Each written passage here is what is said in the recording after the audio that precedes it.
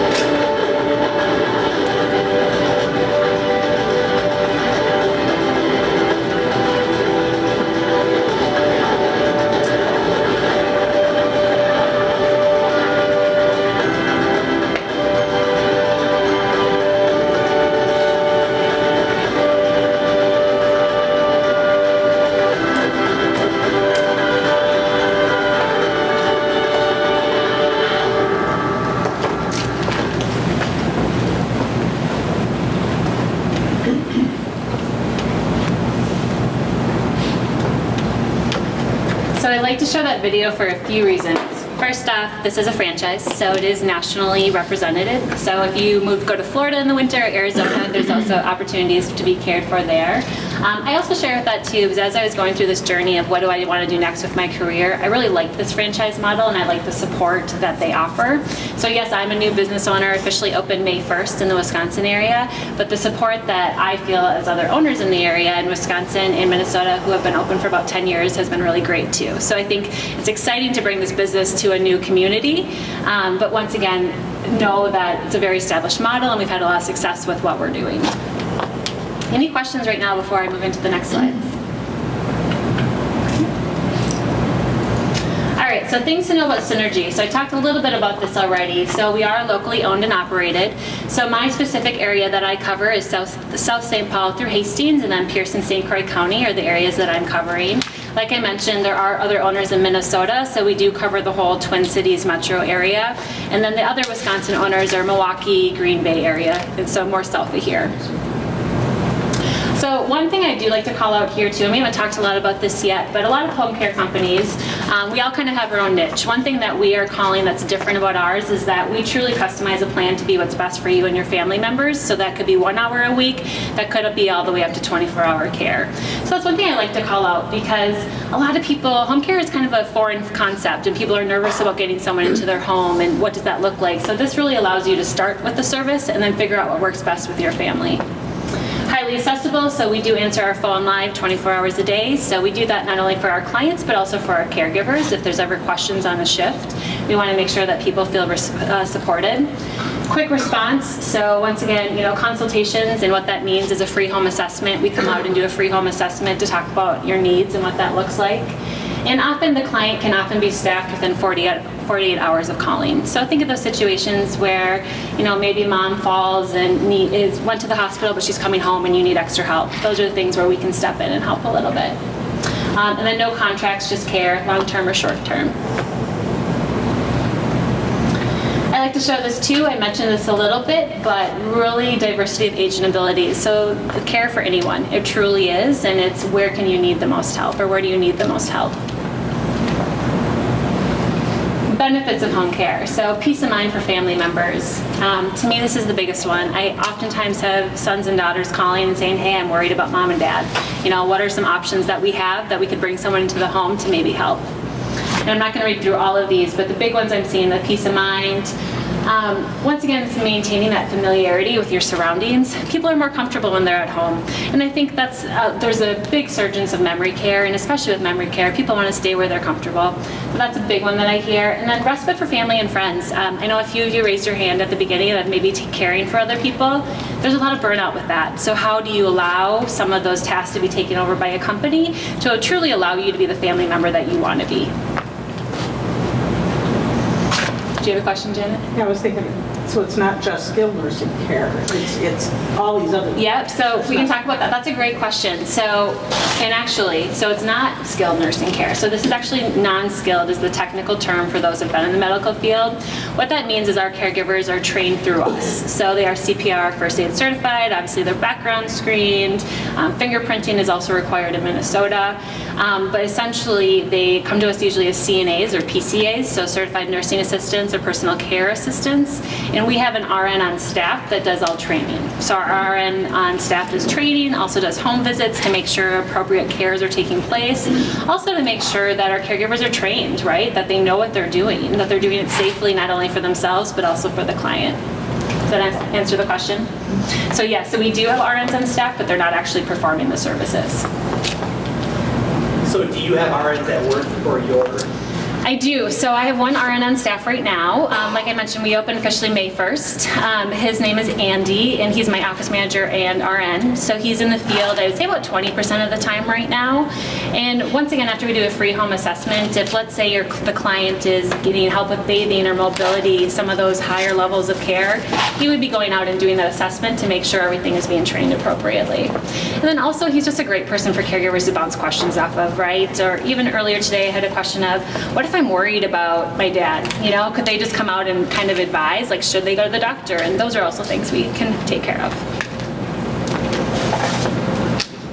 So here's some examples of Synergy Home Care. So home care can be kind of confusing, even to Janet's question right there. A lot of people assume it goes all the way up to the RN. And the one thing with home care is it doesn't go up to RN usually because of the cost of it, to be completely honest. Since we don't have RN doing the services, that allows for a lower cost of service and makes it more affordable for people. The three main categories are companion care, homemaking, and personal care.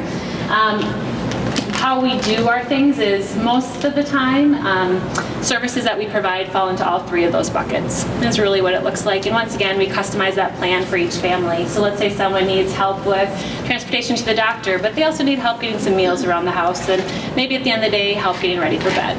We would do that all together. So reasons to look for home care. New diagnosis. You need a little extra help around the house. You're not sure what's going on. You just need an extra person there. Changing condition, family giver burnout. We talked about this one. This is one I see a lot. Saving energy for the most important task. I put that one on there because once again, what are those things that you actually want to enjoy your life? You want to enjoy time with your family members, not doing the cleaning, not doing some of those things that maybe it's harder for people to get to. Environmental safety, enhanced social stimulation. I think that's another big thing. As our aging population ages, there's a lot of isolation and loneliness. How do we get ahead of some of those things? Even if it's a check-in once a week, I think it's just very helpful. Any other reasons here you can think of, or things in this community that maybe I'm missing? I think of the people that first come home from the hospital. Mm-hmm. People come home sooner now than they used to from the hospital, and families aren't available, like Monday through Friday. I think that's a great piece. So as hospitals are continuing to push people out faster due to the expenses, we do see a lot of people come in, and I think one of the advantages of Synergy is, once again, I'm not locking you into a contract where you have to work with us for a month. It really could be, hey, I need someone for a couple days. And then we are seeing a lot more of that.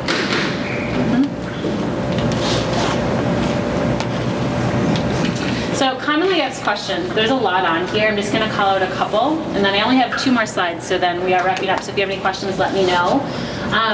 A lot of questions I get about who are these caregivers, how are you hiring them, how do I know that they're safe in my home. So we are doing all screening and interviewing in-house. They are employees of mine. They're not contract employees of mine. We do all background checks. Like I said, we do fingerprinting also in Minnesota, so that's just based on different requirements of the states. Also, we do training, like I said. So we have a third party that does training online, but then we also do classroom training. And we also do check-ins, whether it be 90-day reviews with them or yearly, just to make sure that they are appropriately trained. Let's see, plan of care determined by whom? So that is always going to be a combination between myself and my RN. So we work together. I do that free home assessment. I come out and meet with the family just to make sure that their needs are being met, answer any questions, hopefully give them a comfort level of the services we can help provide.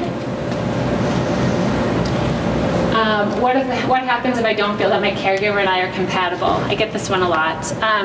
First of all, the door is always open. I am always there for conversations, but we do check in after the first appointment. We also check in with the client and the caregiver. So we do that because, once again, it needs to be a fit on both sides, and we are aware that it always isn't. So once again, we're always willing to alter some of those pieces. And then how does the home care team work with my other healthcare providers? So there's a lot of questions on this, and Janet, it goes back a little bit to your question on the RN and what does that look like. So let's say you have a plan from an RN, or let's say you have physical therapy schedule. We would follow that. We're not the ones administering that new plan, but we would follow any plans from either your doctor, your RN, or your PT. Any other questions on this or things you'd like me to go through? Okay. Number 10, how is information shared with family members? Well, it depends how you want it shared with family members. So we have an emergency contact sheet, and we also have like an information disclosure form that you can disclose who you want to be on that.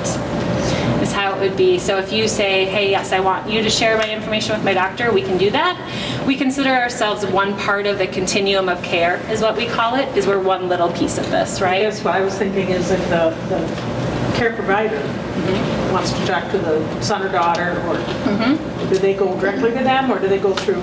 It depends on the relationship. I have clients that do both today. It really depends on what the initial request is. Oftentimes I have clients that they are asking for care for themselves. A lot of time in that situation, they would put their son or daughter as an emergency contact, and I'd only reach out if it was an emergency. More situations than not, the whole family is there together. So we set up that initially what that expectation is. So for example, most likely I'm emailing the son and daughter at the same time I'm emailing the client. So it's really based on what the family wants. How difficult is it finding employees? Great question. I get this all the time, right? What I'm going to say is there is a ton of employees out there. What is difficult is retaining them, is what it is. And so I think that's a big piece in terms of what we're paying them per hour. One benefit of having a company like this, I have more flexibility than, let's say, a nursing home does on that piece. A lot of our caregivers also prefer working one-on-one versus feeling like they have 15 patients to take care of. So I think it's oftentimes a person that knows what home care is. But the biggest things right now we're running up against is wages, and especially with minimum wage increases happening throughout the country and will continue in the next few years. That's really what we're watching for. Right now we're using Indeed as one of our main resources. There's also several paid caregiving options out there, and I share that because this is becoming such a popular conversation that there is multiple services that you can pay to get good caregivers' names too. Yeah. So we're doing a combination of recruiting. Well, I think it's every employer's nightmare. Well, and that's it. You know, honestly, my dad going into this, he obviously did a lot of my paperwork, and we talked about all the pros and cons, of course. I'm pretty risk adverse because that's my dad, and that was his first question: how are you going to get employees? And honestly, my question back is, I'm in no different a situation than everyone else, and so I just have to be better, and I have to be a good person to work for, and they have to trust me, and they have to build that relationship, and so that's the hope. How many employees do you have now? Right now I have 1 full-time and I have 10 caregivers on staff. So the caregivers, is that full-time then? They're not. So what we call it is PRN. It's basically no guarantee of hours is what it is for caregivers, because with schedules coming in, our goal is always to hit to the extent of 40 hours or whatever they ask for. But honestly, a lot of people come in asking for part-time work. They want to work 5 to 10 at night, and that's all it is. So yeah, it's really based on what they want. What kind of cost is with this? And does insurance Yeah, great question. I should probably add that one up there. I don't think that's up there. So 80 to 90% is private pay is what it is today. We do take some long-term insurances as well. So that's one piece. Medicare Advantage will in the future start covering some of these things. So if you're filling out plans, take a look at Medicare Advantage, ADL, so activities of daily living are going to start to be covered. I know there's some plans in Wisconsin, but they're just starting. So that's the thing I think to watch for the future. And like we were talking about the baby boomers, as we continue to see that, something I think is going to have to shift, but right now it is mostly private pay. But then, so are a lot of the assisted living facilities, if you need help with medications or You're something else, you're hiring paying your someone rent, else in. but you're also paying Yes. extra then for that. Exactly.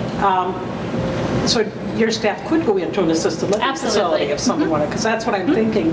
We all know people that maybe want part-time work. Absolutely. Or have friends who have people in assisted living or looking at, like I said before, just came home from the hospital. Yeah, no, And perfect just example. aren't quite safe enough to be on their own. Well, and one thing I'm going to throw out here that I'm trying to figure out the right place to do it, to your point of assisted living community and staffing, they're also having staffing changes. So what a perfect synergy, no pun intended, to have my staff in there, almost do an a la carte service, right, for these organizations, so that it's a perk that they can offer too of having someone there. So it's something I'm playing around with and trying to find the right resources, but it's something that's, I think, a really great possibility. And you probably already know that we're still struggling to get into assisted living in Prescott. Just senior living. Senior living, assisted living, anything. Anything. Well, and that's the thing too. I talked a lot about contracts, but think of it too in terms of transition, right? So let's say you want to go to this one assisted living, but you have to wait 2 years, right? I mean, the waiting list for some of the really nice places are very long. So that's where we can even come in and help in that in-between time too.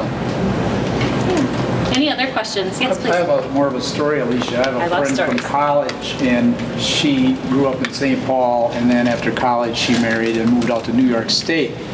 And 10 years ago, the family here in St. Paul, this woman was 90, put her in a nursing home, and she failed miserably. And the daughter, my friend, came back to visit, rescued her from the nursing home, and brought her home with her, quit her job, which not everybody can do, but has taken care of her. And she has dementia, but because of her daughter's good care and interaction and routine every day, she's still pretty good.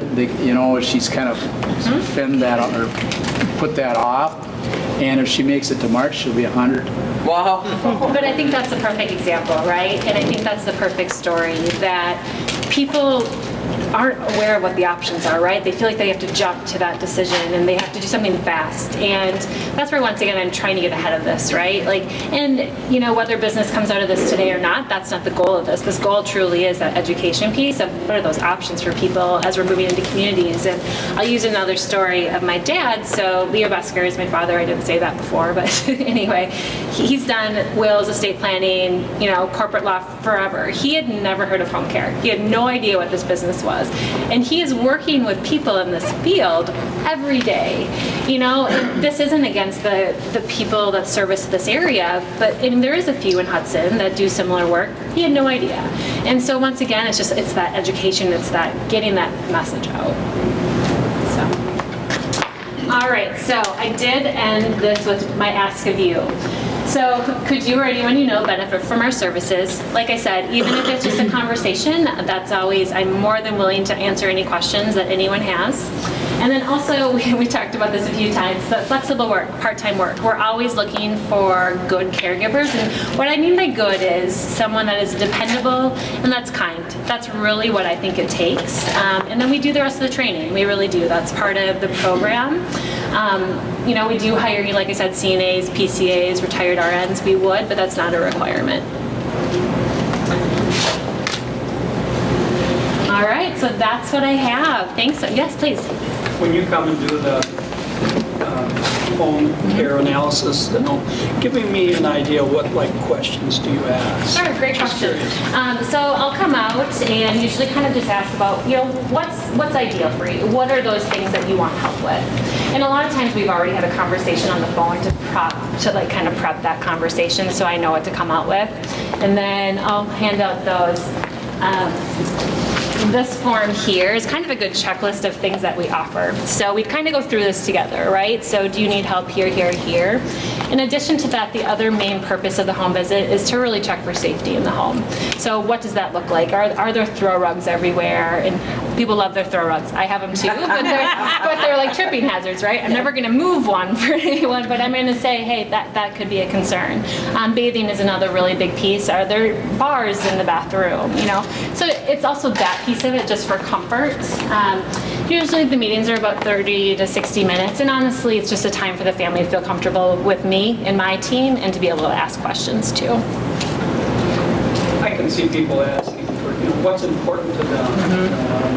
Val does not want a hard bib. She wants a soft bib for Sure. her drool. Would she? Yes. That's her personal request.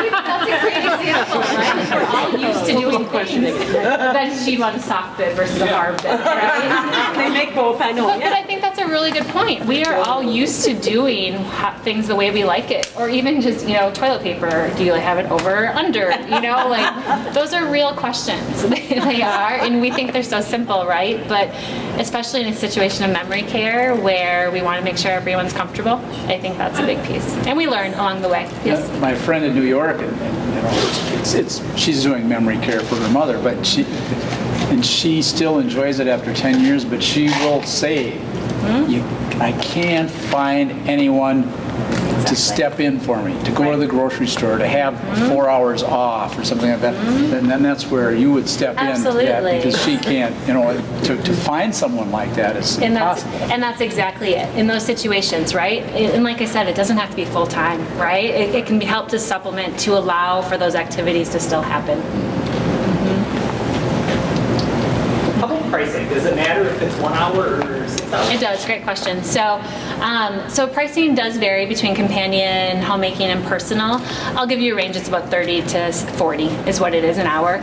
But to your question for hourly, we do have to increase to more on the 50-55 per hour. It's just too hard to get one person to come out. Ideal shift would be 2 to 3 hours. Yeah. But so realistically, if you think of house cleaning services, it's comparable to something like that. Any other questions I can answer? If not, information's on the table. Feel free to reach out. Yes, please. Well, so I was just I've worked with a lot of home care aides. I'm a Oh, perfect. And 2 comments. Home health care is when you get skilled care into your home versus home care is this unskilled care. But the unskilled does not mean super valuable. I've had a lot of elderly people who live alone, whose families or themselves have signed them up for home care, and a lot of times their aides come to their therapy sessions and learn the exercises because some of these folks' memory doesn't let them do it correctly, and it lets them, so then they get that home program every day with their aide, or 3 times a week if their aide comes out 3 times a week for bathing and Just to different get them stuff. to you. And the Transportation. It is. No, thank you for saying that. And I agree. I've seen some really beautiful relationships agree. with that. There, you can see real affection between. So when it's talking about happiness and companionship, I've witnessed that. I know. And I think a lot of us take that for granted, right? And I think, thank you for saying that. I think that's a perfect way to say it. And I didn't use the word like medicals, non-skilled, because it's hard to explain it that way. But I think that's a really good way to say it. Yeah, any other questions or questions that are things, comments? Thank you for your time. Yeah, thank you guys for having me.